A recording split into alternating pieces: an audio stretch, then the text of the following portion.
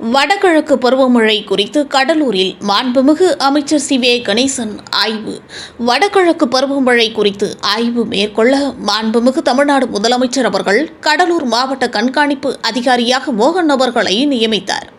அந்த வகையில் கடலூரில் மாண்புமிகு தொழிலாளர் நலன் மற்றும் திறன் மேம்பாட்டுத்துறை அமைச்சர் சி.வே. கணேசன் அவர்கள் தலைமையில் கண்காணிப்பு அதிகாரி மோகன், மாவட்ட ஆட்சியர் சி.பி. ஆதித்ய செந்தில்குமார் ஆகியோர் முன்னிலையில் கலந்தாய்வு கூட்டம் நடைபெற்றது. இந்த கலந்தாய்வு கூட்டத்தில் மழை பாதிப்பிலிருந்து பொதுமக்களை பாதுகாப்பது மற்றும் முன்னெச்சரிக்கை நடவடிக்கைகள் மேற்கொள்வது குறித்து ஆலோசனைகள் நடைபெற்றது.